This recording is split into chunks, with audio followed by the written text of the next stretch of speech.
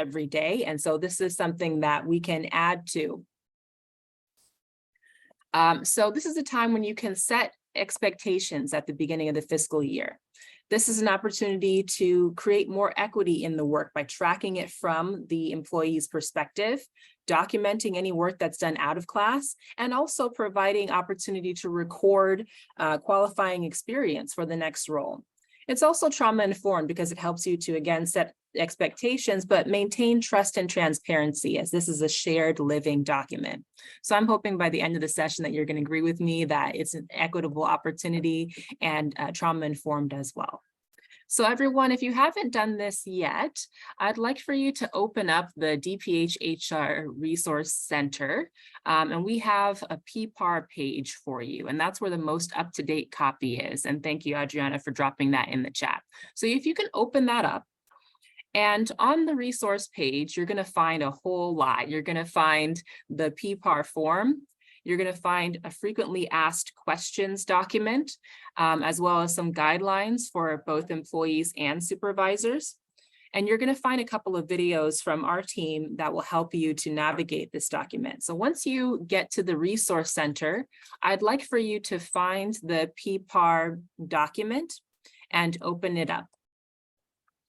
Now you're going to see a view only copy, so you'll want to save a copy to your computer so that you'll be able to edit it.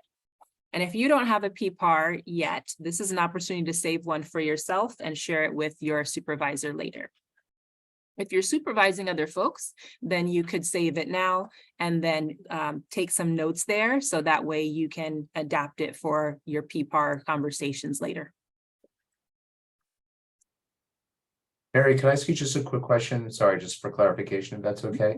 Yes. Currently, the DPA on the SharePoint side, and thank you for directing us to this, the DPH fiscal year 22-23 PPAR template, that's the one you're referring to? Yes. Okay. And I'm actually going to switch screens so that you can see the one that I'm looking at. Great.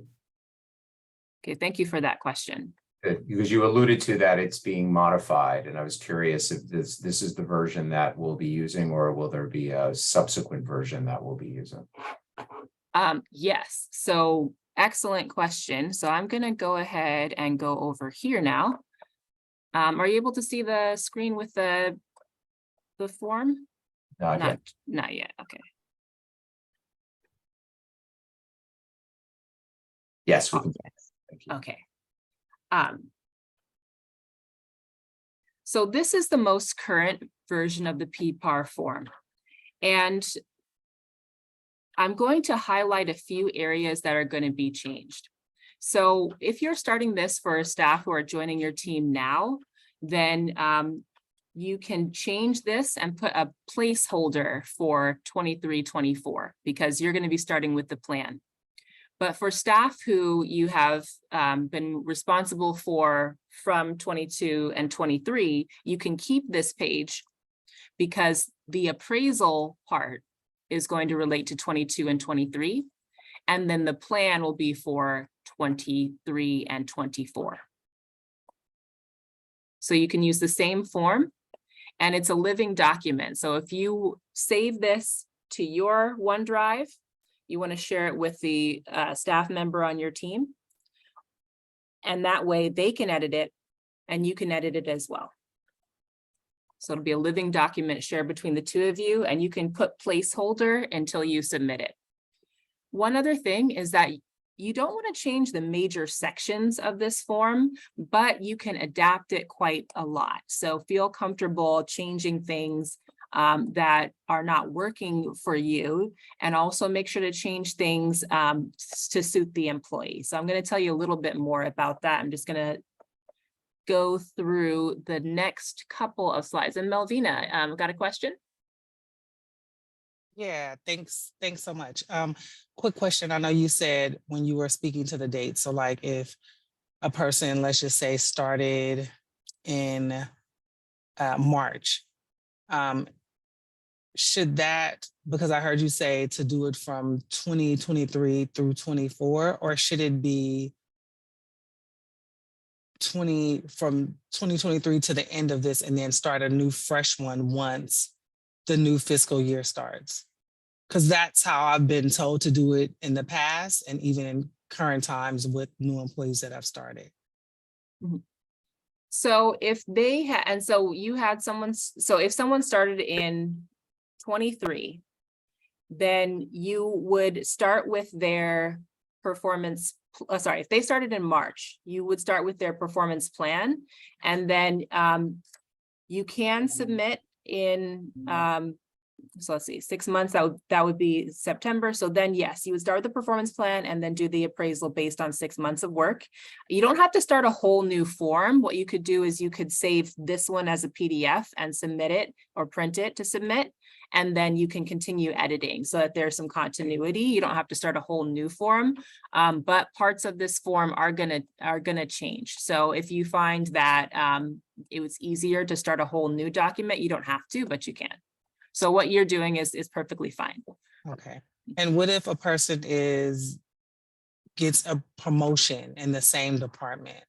Should that be a new performance plan, or can you add to if some of the of some of their work is similar, but there's added responsibility? So if they get a promotion, then the document should be, so they have a different supervisor, or is it the same supervisor?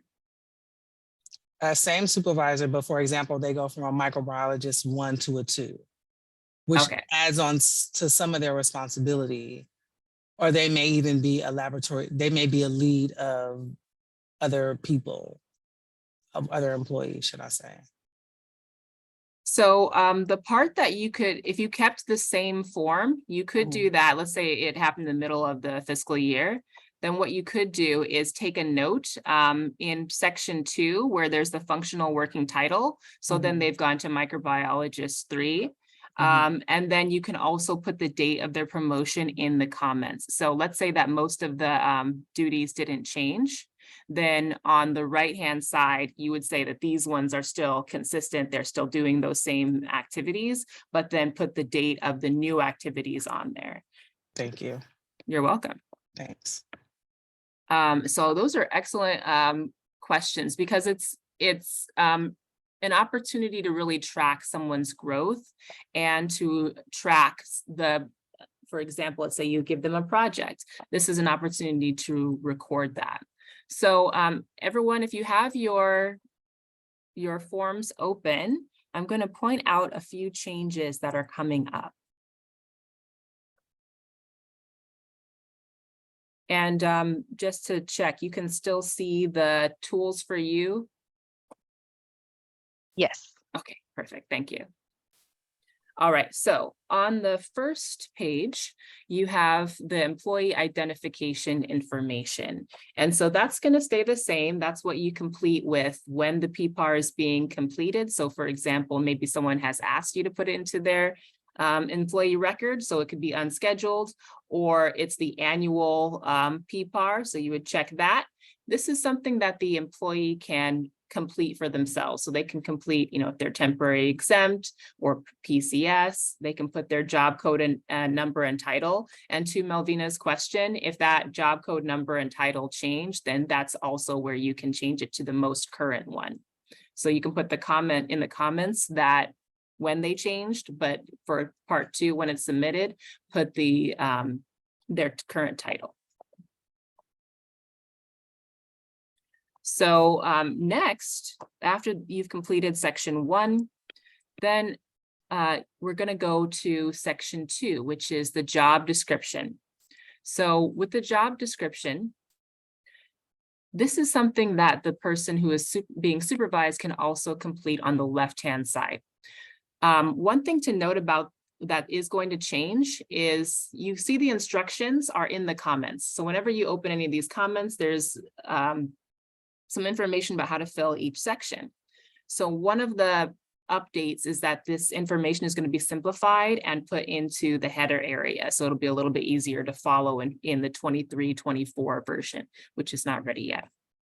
However, when you send this out to new folks on your team, you can ask them to put their working title, so in my case, training officer, and on the left-hand side, they can populate that with the responsibilities that are outlined in their job description, the one that aligns with the original job posting.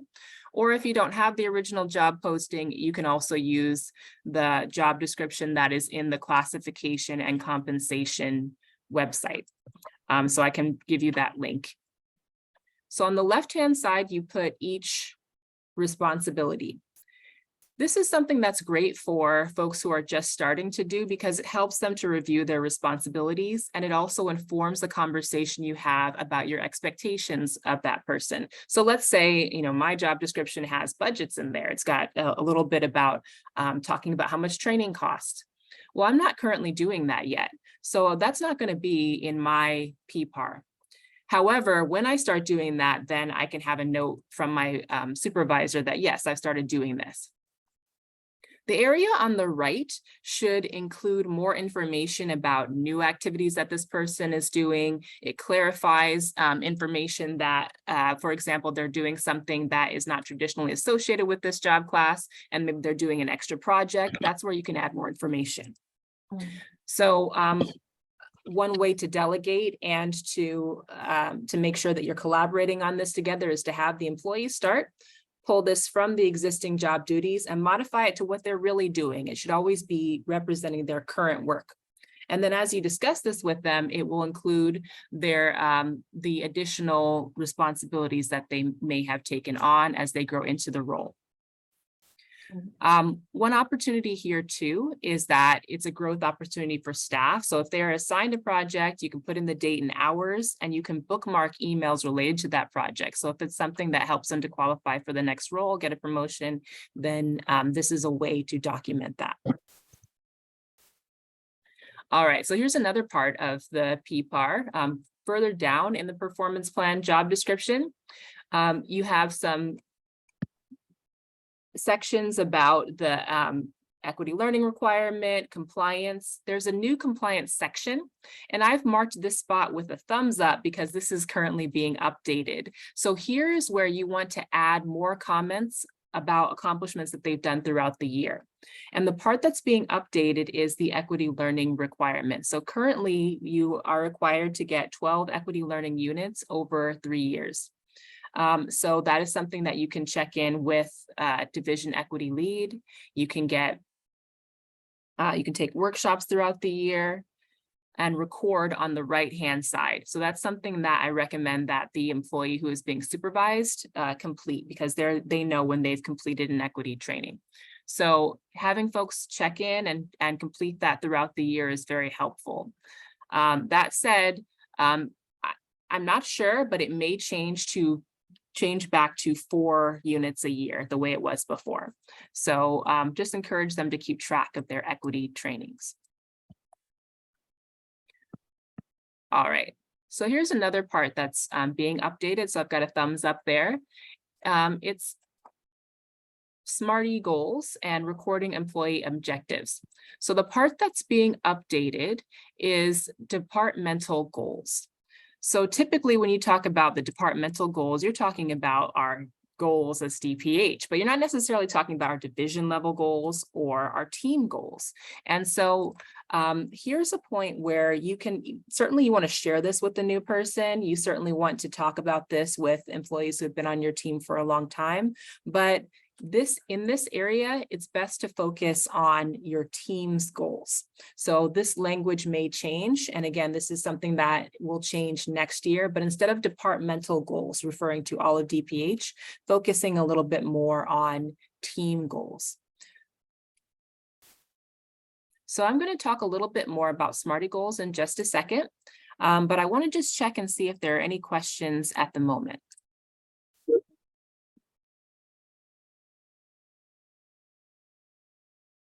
Okay, yes, Jonathan. Yeah, Mary, this is so helpful. Thank you. Appreciate it. Just around this issue around departmental goals. So there are several, I think, on the form up to, in terms of goals. Is it possible to include a branch, because we are talking to the population health division, so could there be branch goals and then there could be and particularly for some of our larger branches that may have an overarching goal, as well as a kind of a team level goal for, kind of working groups. Is it possible to have a combination of those different types of goals included here? Yes, it is. And I think it's really helpful to break it down that way as well, because for each goal, you have two objectives. And one of them is usually, here's how I support my team. And the second one is, here's what I do. So the goals are going to be at different levels. So one will be individual, another one will be for the team. So if you frame it as, this is what we're trying to do in our division, that would also be a helpful way to go about it. So thank you for that question. Any other questions?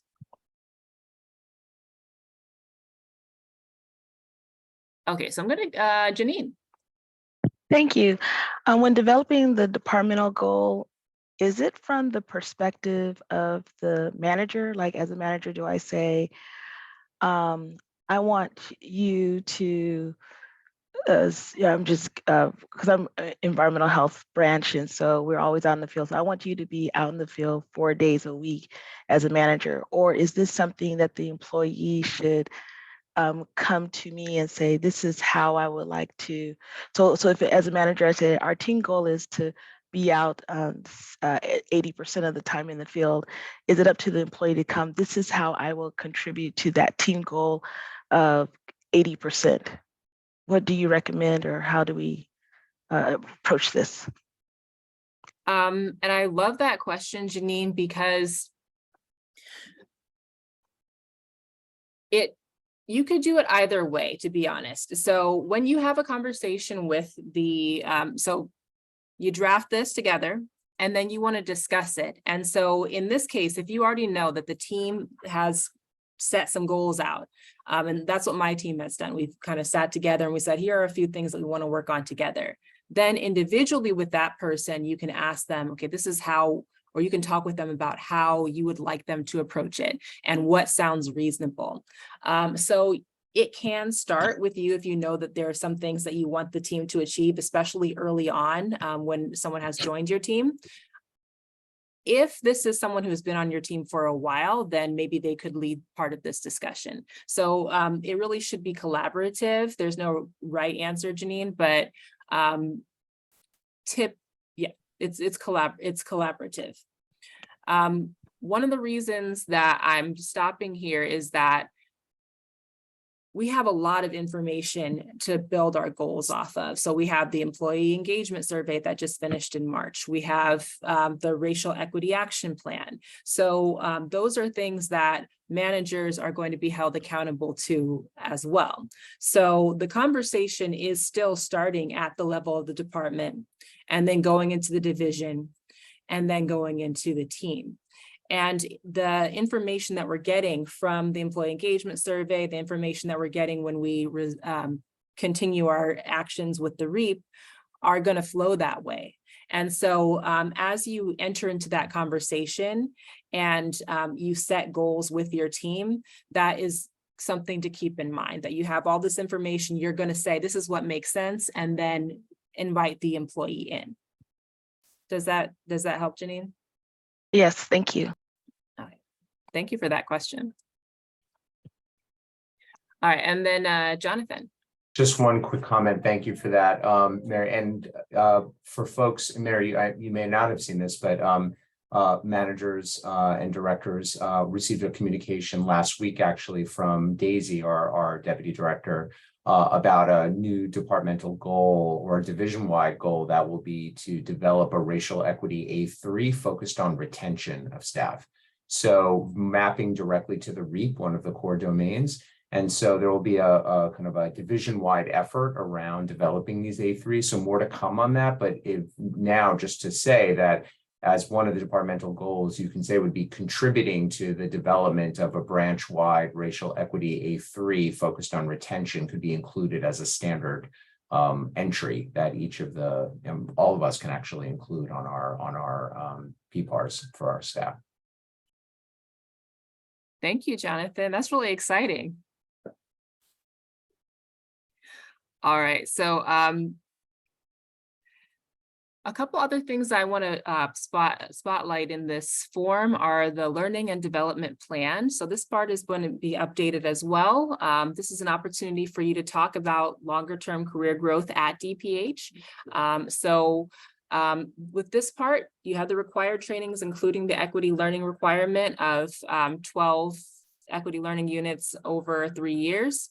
And you also want to talk with your staff about, hey, you know, are there things that you're looking at DPH, any trainings that you want to take? How can I connect you to trainings? How can I connect you to more information? There's a question in there. Jonathan, would you mind speaking to that? Seth asked about a centralized place where departmental goals are listed. Great question. You jumped right before I was writing a response, which was yes, we don't have a centralized location yet, as far as I'm aware, but others, please feel free to chime in if you know that. But we're going to put that on the priority list and take that back. So if there are some core priorities, including the one that I just mentioned around the racial equity A3 development, we'll make sure to communicate that across the division. Thank you, Jonathan. All right. So as you go into, so that is the overview of the form. So a few things might change next year, but we've spotlighted part 1 through 4. So as you speak with staff on your teams, you want to have them fill out the section 1, section 2, and have a discussion about some of the goals that you have, including the racial equity A3. And then you also want to talk a little bit about what their plans are. And this can be a more open discussion. So right now what's there is, you know, trainings and professional development, but you can open it up to the retention strategy that Jonathan mentioned. You could say, you know, what are some of your goals for 5 years? How can I support you? How can I help you to grow? Are there some skills that you're going to need for maybe not just this role, but for the next role? And so this is an opportunity to really open up that conversation and set folks up for success. So I think I saw a question, but then it disappeared. Did anyone have a question before I move on? Okay, please feel free to pop it into the chat. So I'm going to give a couple of quick tools. One is Smarty goal setting. And so this is something that MCA brought to us, and it's from the Management Center. So I'm going to send you a link to that. But Smarty goals are ways of creating inclusion and equity as part of your goal setting strategy. So normally SMART, okay, your SMART goals, if someone can pop in the chat what a SMART goal is normally. Specific. I hear specific. Turn on mics as well. So specific.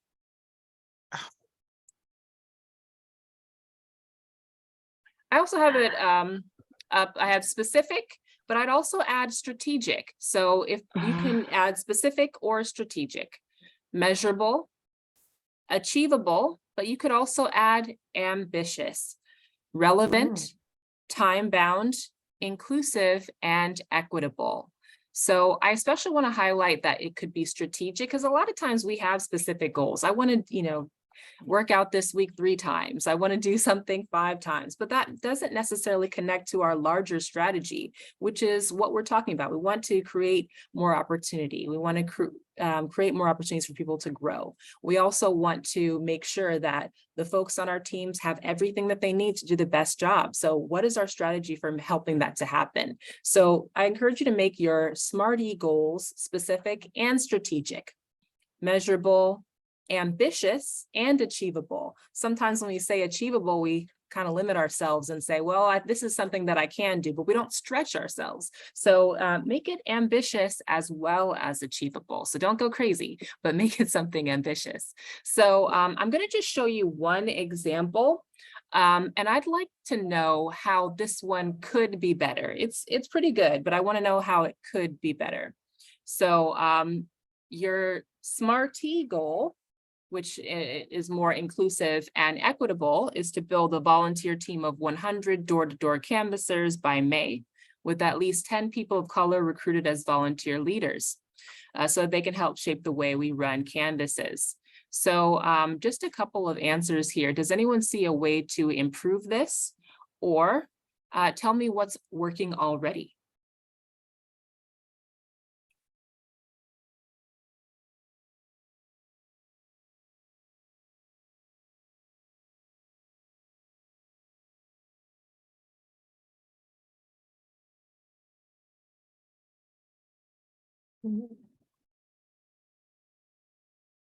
Lynetta? Hang on. Hang on, I'm looking at it. I'm reading it.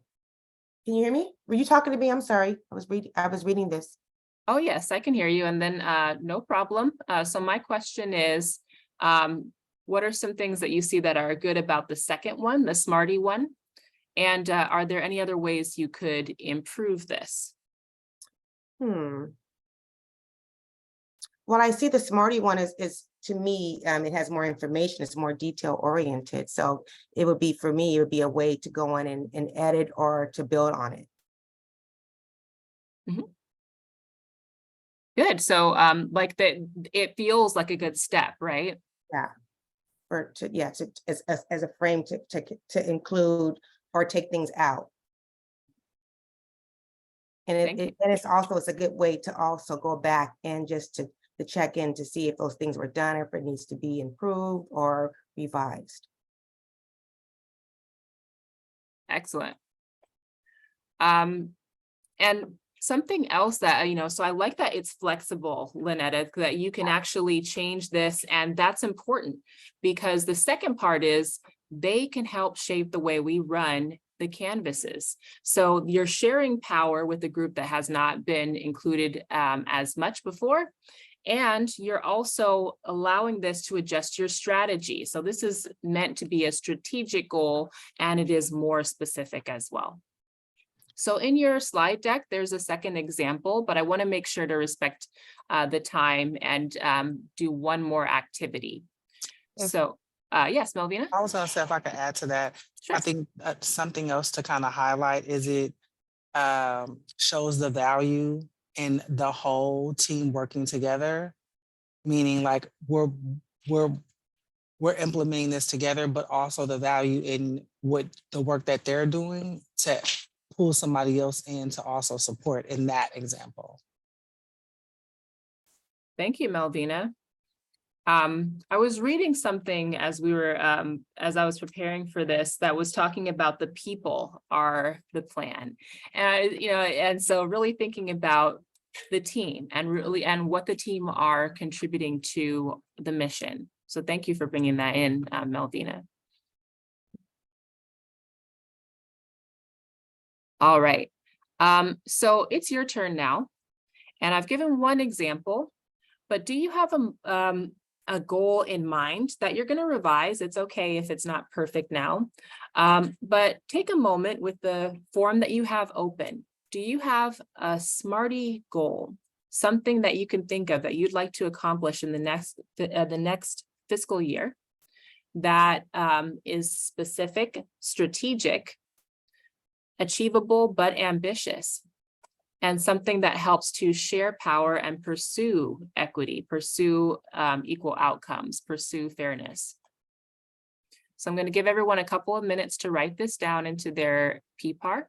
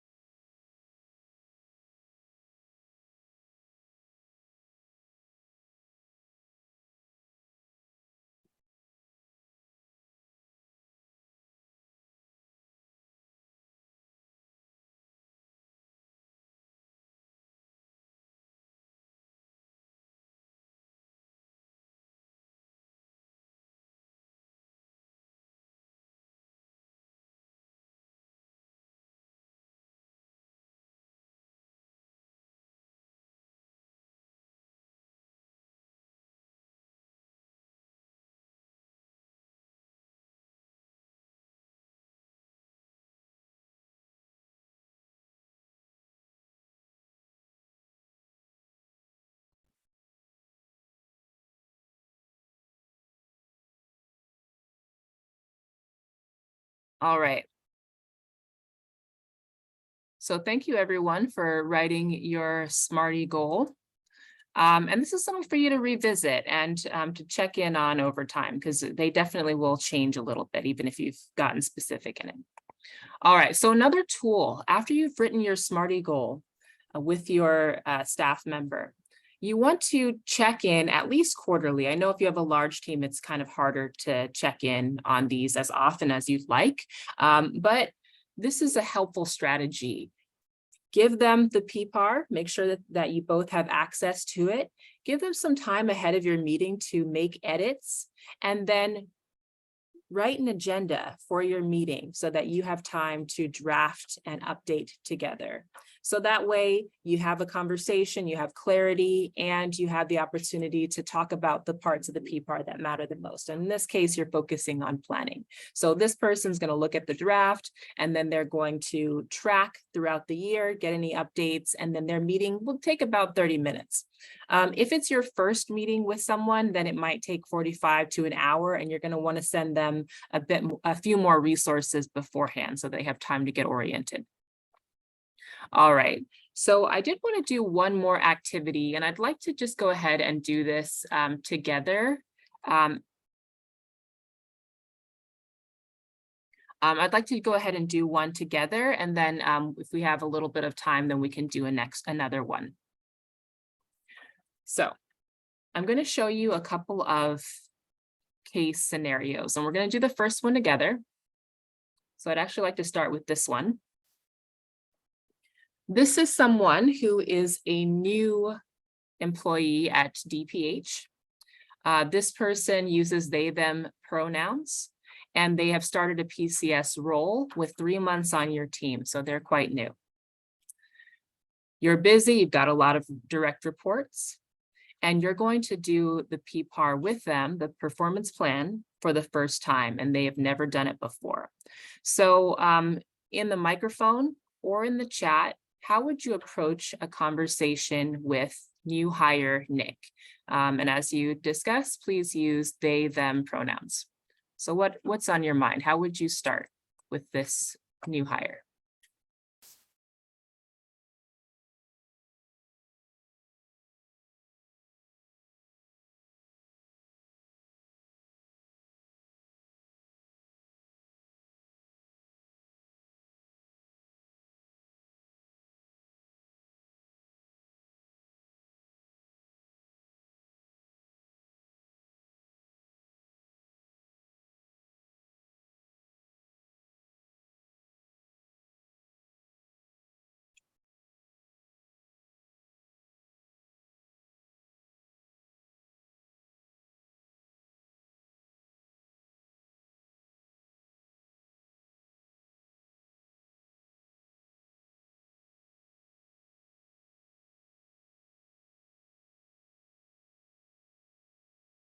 Okay, in the chat, oh, let's see. All right, so Alice says, set up a meeting and discuss the steps with them, provide resources. All right, so you'd said, excellent, Alice, provide some resources. Does it make a difference, this middle part, that Nick has required a lot of your time? No worries. Thank you for the correction.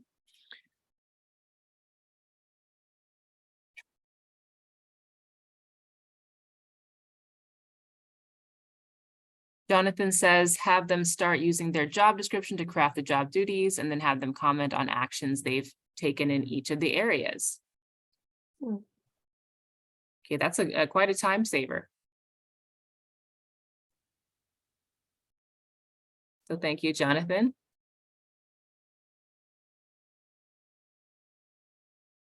And it really works to Nick's strength that Nick is eager to draft this. So Nick is ready to delegate some actions too. You're busy, and this might help them to get oriented to their new role. So great job, everybody. All right, so here's one that we're gonna break out and do. Actually, so you'll have a couple of minutes to talk about this one. This is Tex Tanya. Tex Tanya is Latina, female identifying, early 50s, and has had 2 years as a temp. And Tanya's Tex status expires next summer. So Tanya's eager to stay with DPH, but her term is expiring in a year. And she's a strong individual contributor, but is feeling anxious about losing her job. She does not see the point in completing a performance plan since this is her last year. So how would you approach this? What are some things that come to mind? And as you think about that, thank you, Jonathan. Having a sample PPAR will help them to understand.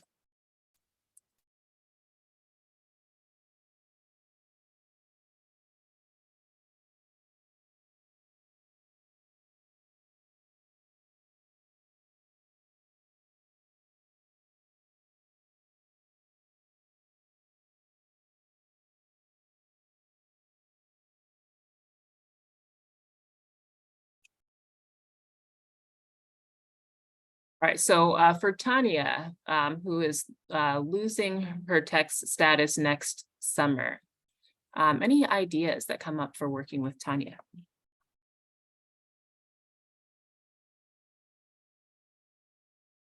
I have shared with an employee the benefits of doing it, to use it as experience in her role as a temporary employee.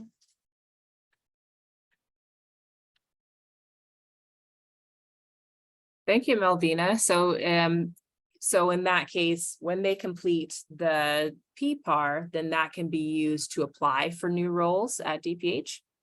So that's one opportunity that you can use for them. Another opportunity is to validate their feelings. Thank you, Jonathan. Yes, okay, being competitive for PCS. And then Seth says, I would share with Tanya that should she wish to come back or stay, the PPAR can be helpful to that end. And then help the manager document staff achievements.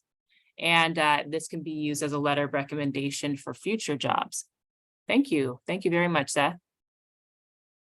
And then Alice suggests HR training. So of course I'm celebrating, and then explain about the hiring system and job openings and send jobs that she might be interested in. Thank you. And that's also something that we are expanding on my team, is that we're offering one-on-ones with folks who are working on their career growth. So if they want help exploring the career site, if they want help practicing with their writing or practicing with interviews, this is something that's being developed. Provide resources. Thank you, Jessica. Use the power words. So yes, as you talk about this, this is something that you can do together. Emphasize the importance of PPAR for job reference. Yes, thank you, Alice.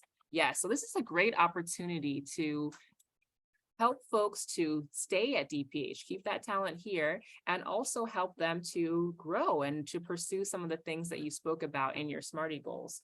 And I'm happy to share any resources with you that would help you with these conversations. So everybody, I'm going to send you all of the case scenarios. So if you have time later, if you want to join another workshop, that'd be a great opportunity to talk about more of the case scenarios. But I want to point you to a few resources before we wrap up for today. First off, there's the SharePoint Center, which was the link in the chat. We also have webinars from my team, and also DHR have free webinars on the PPAR as well. For folks who are taking equity trainings, we offer a couple of them. We offer effective communication for diverse teams and advancing equity and diversity on your teams.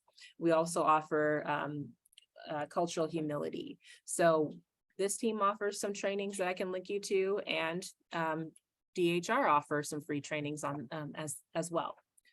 And then we have career growth workshops and coaching from this team, and growing your career series from DHR. So all of those are free. Some other things that are being developed that might be of interest to you are new manager trainings. So managing at DPH, the E module is available in the SF Learning Catalog. There's also a workshop based off of the employee engagement survey. And so it's called Preparing for Results. And what it does is it sets supervisors and managers up to receive the results and to really process them. And that's a journey. So look at those results, process how one feels about them, and then be activated by them. So this is going to be offered the week after next. And you can sign up by Eventbrite.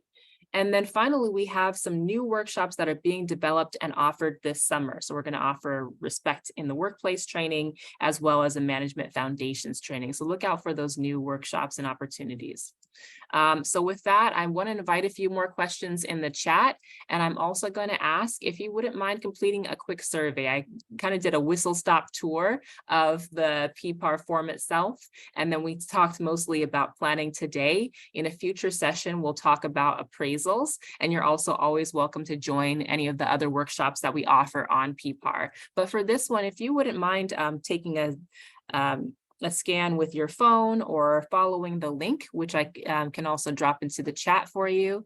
It's a 5-question survey about this workshop and any ways that we can support you and anything that might be useful to change on the PPAR form. I just want to know what your experience has been and if there's any things that you would like to share with us. So thank you very much, everyone, for your time, and then I'll also take your questions.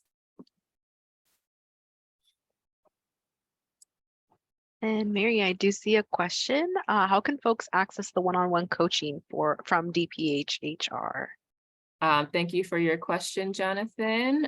So if you can email us, dphrlearning, and I'm typing that into the chat, at sfdph.org to inquire about coaching. So right now it is my colleague Maribel and myself. And we're happy to help you. We offer 3 types of coaching, and that's career exploration, interview practice, and work history. And that's in alignment with our workshops on those same subjects. So thank you. Do we have sample completed PPARs? So I have had a colleague share one, so I can just ask permission, and if you're interested in that, I can send that to you directly. Thanks for that. Just it gets to the question that you brought up before about how to try to demystify the process, particularly for new staff that would like to see a sample, and obviously they'll adapt it with their supervisors for their needs, but having an example of one that you feel meets the goals, that uses SMARTY goals, et cetera, could be super helpful. Absolutely. So I'm gonna make sure that I get that to you. Great. Thanks so much.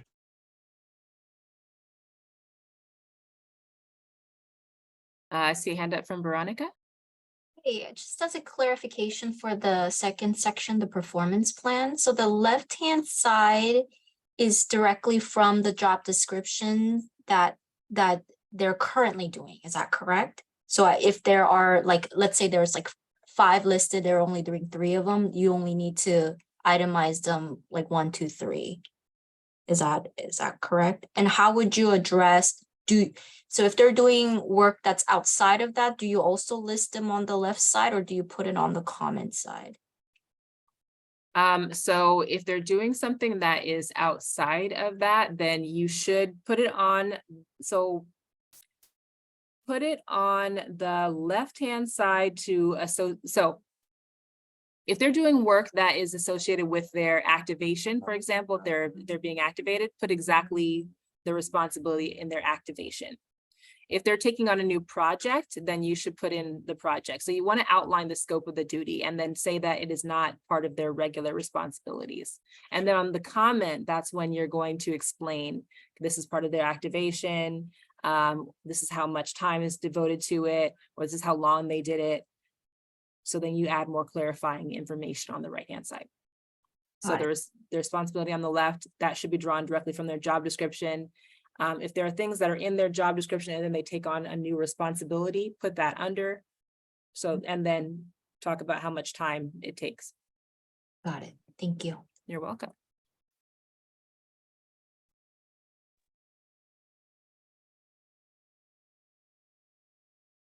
And thank you, Adriana, for putting the survey link in the chat. Any other questions? Jonathan. Mary, thanks again. Just one going through the form, there's one under learning and development plan, there's professional development opportunities, and it's listing different opportunities that's there. I'm curious, has any, just going back to departmental goals, and given that there were employee objectives for each, Have any, from your experience, have any groups used a goal about, just as an overall goal, is advanced professional development as the overarching goal, and then there can be employee-specific goals around that that could then be more SMARTY related, so that it's outlined there more specifically, as opposed to just including a list of opportunities in the professional development or section 4 of the PPAR? And that's one of the changes that's under discussion, is to make it a bit more of an open question, because there are some other PPAR formats where it is more of an open discussion about 5-year plan, or I'm going to, enter this program, or I'm going to take a longer workshop, instead of just listing it. So I would encourage you to use that space in that way. It can be flexible.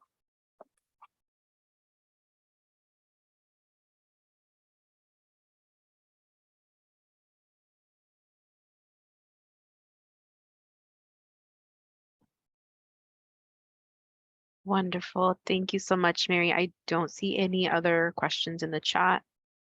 But if anyone has any last minute questions, please feel free to raise your hand or unmute your mic. And again, Mary, just want to thank you so much for your time today. This has been very insightful, and we all appreciate the resources that are available